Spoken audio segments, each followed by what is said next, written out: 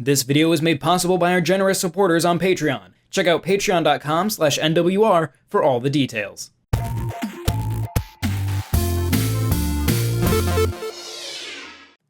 When 3D graphics became a viable tool for game developers, core concepts of game design would change forever.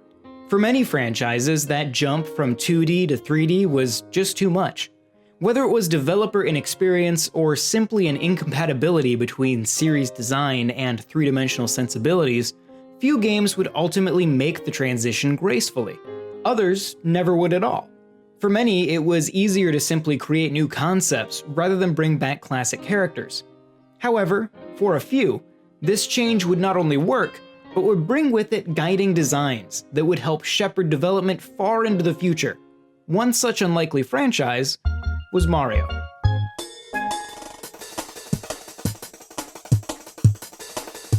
What allowed Nintendo to transition so flawlessly from Super Mario World to Super Mario 64 was a willingness to let go. By the time the Nintendo 64 entered development, Mario had a firmly established gameplay loop. Yes, new games added to it, but the loop had essentially been the same since the original entry. Mario has a set amount of time to go from point A to point B. Along the way, he'll encounter enemies, most of which he can jump on to defeat. Others he'll need a power-up to take out. Obstacles are laid out before Mario, and he'll need to run, jump, and duck to navigate them. He can collect coins along the way to up his final score, and if he gets 100, he'll earn an extra life. At the end of the stage, enemies you've defeated, coins you've collected, and extra time remaining factor into a final score.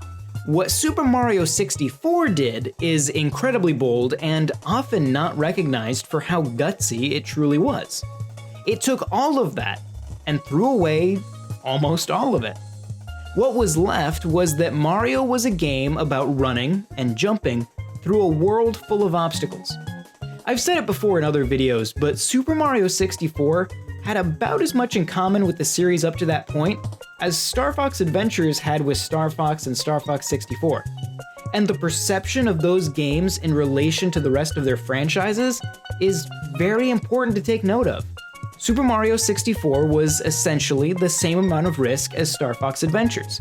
It arguably shouldn't have worked, but boy did it. Super Mario 64, while not inventing the 3D platformer, would ultimately be the defining guide for all 3D platformers going forward. It is also an incredible lesson in game design. It is an example of boiling a game down to its most absolute core element in order to transition it seamlessly to a different genre. But you've read the title, The Rise and Fall of 3D Mario, so when does the other shoe drop? Well, what if I told you that after achieving one of the greatest design victories in the history of game development, Nintendo would spend the next 20 years or so slowly turning 3D Mario into exactly what they so excellently avoided making it in the first place? Because they did. They absolutely did. There have essentially been 3 different variants of 3D Mario since it first began with Mario 64. The first is what Nintendo refers to as Sandbox 3D Mario. This would include the first 2 3D Mario games, Super Mario 64 and Super Mario Sunshine, along with the most recent entry, Super Mario Odyssey. The second I'll call Linear 3D Mario. This includes both Mario Galaxy games. Thirdly are the isometric 3D Mario games, which include Super Mario 3D Land and Super Mario 3D World. Let's revisit the sandbox games quickly before moving on to the others. Super Mario Sunshine is a topic of some debate. For myself, it's the best of the 3D Mario games. It employs the excellent design of Mario 64 and furthers it with greater challenge and more expansive freeform levels. Perhaps its most important element is that Mario's movement options are further enhanced. We've already established that as per Mario 64's design, Mario's ability to move through an environment is the core pillar upon which 3D Mario game design was based. Mario Sunshine's focus on this element further develops on the thing that makes 3D Mario what it is. But for the sake of argument, let's say you hate Super Mario Sunshine. We can still agree that its intention is to make more Mario 64 style Mario. This is the last time we would see this goal in such a pure form for many years. I put both Super Mario Galaxy and Super Mario Galaxy 2 into the same category because the change between them is arguably where we see Nintendo commit to a new form of 3D Mario. If you want to be picky, we could probably put the first Mario Galaxy into the sandbox category, and arguably the second Mario Galaxy, though not isometric, much closer to that gameplay category. That being said, the ingredients for what 3D Mario would become is present in both to varying degrees. 2D Mario was always about running from one end of a level to another. Mario 64 and Sunshine did away with this and replaced the singular flagpole with a variety of hidden stars or shines, though I'm just going to refer to all of these MacGuffins as stars because it's easier. While you always entered a stage looking to go after a specific star, you could often get one that wasn't your actual objective. It was about exploration. Super Mario Galaxy is where we started to see the linear gauntlet element work its way into 3D Mario. While yes, Mario Galaxy still has multiple stars per level, the levels are usually reworked somewhat for each star so that it's the only star you can possibly get. There are also fewer stars per level. The first Mario Galaxy is a mostly linear game that masquerades as a sandbox game. Its sequel shrugs off all pretense of freedom. Super Mario Galaxy 2 is where we see this change fully take shape. The levels have even fewer stars, so that illusion of exploration is no longer present. Large swaths of levels also now consist of more traditional 2D Mario gameplay. The hub world, which was a defining feature in Super Mario 64 with Peach's Castle, Sunshine's Delfino Plaza, and Rosalina's Observatory in the first Galaxy game, is relegated to a small sphere that simply leads to a linear progression of levels. Outside of Yoshi, who's great and all, don't get me wrong, Super Mario Galaxy 2 is a game about taking features away from the player to make the experience more streamlined, simpler, more linear, more like 2D Mario. And to be honest, I get where Nintendo was coming from with this. For as big a deal as the first Super Mario Galaxy was, it was nothing compared to the sales generated by the relaunch of 2D Mario with the new Super Mario Bros. Series. The first Super Mario Galaxy launched in 2007, between the launch of New Super Mario Bros. For Nintendo DS in 2006 and New Super Mario Bros. Wii in 2009.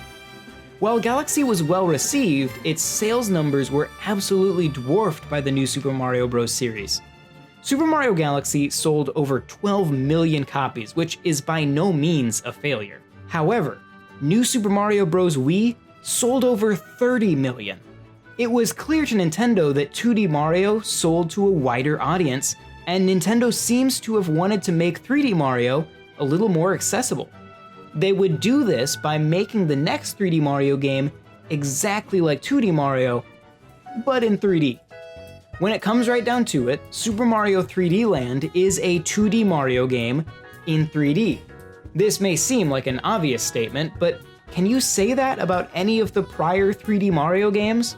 If we go back to my description of 2D Mario, we'll see that Super Mario 3D Land fits the description perfectly. Mario has a set amount of time to go from point A to point B. Check. Along the way, he'll encounter enemies, most of which he can jump on to defeat, others he'll need a power-up to take out. Check. Obstacles are laid out before Mario, and he'll need to run, jump, and duck to navigate them. Check. He can collect coins along the way to up his final score, and if he gets 100, he'll earn an extra life. Check. At the end of the stage, the enemies you defeated, coins you've collected, and extra time remaining factor into a final score. Check. Oh, and the levels end with a flagpole, just like the original. What's important to understand about Super Mario 3D Land is that it throws away everything that made Super Mario 64 work. This isn't to say it's a bad game, but it isn't truly a 3D Mario game in the sense we'd understand it. Its sequel, Super Mario 3D World, goes further towards the new Super Mario Bros. Style by including 4-player multiplayer. By the end of the Wii U, the genius of 3D Mario design was well and truly dead. But wait. I know I called this the rise and fall of 3D Mario, but technically, I should call it the rise, fall, and ray of hope for 3D Mario. In 2017, Nintendo released Super Mario Odyssey for the Nintendo Switch, and it was, in every way, a return to sandbox-style Mario. A relatively limited number of worlds that could be explored in multiple orders, non-linear level structure that begged the player to explore every corner with no time limit. Most importantly, just like Mario Sunshine, What it added to the Mario 64 formula was a way to change up Mario's movement.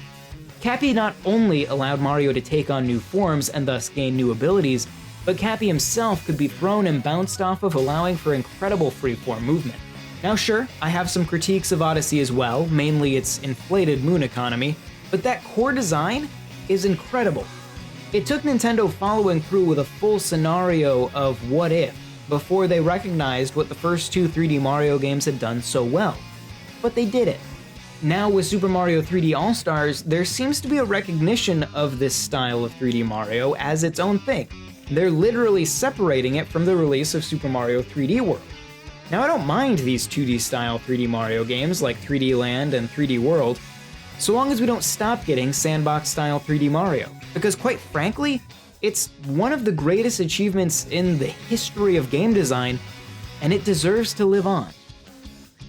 Thank you very much for watching, and if you enjoyed this video, consider subscribing to Nintendo World Report TV. You can join our Discord using the link in the description to chat with us about this or any other Nintendo-related topics, and check out NintendoWorldReport.com for a whole lot more. Stick around for more information on our Patreon. I'm John Reardon, and I will see you next time. This video was made possible by our generous supporters on Patreon. Did you know that Nintendo World Report is funded directly by fans like you?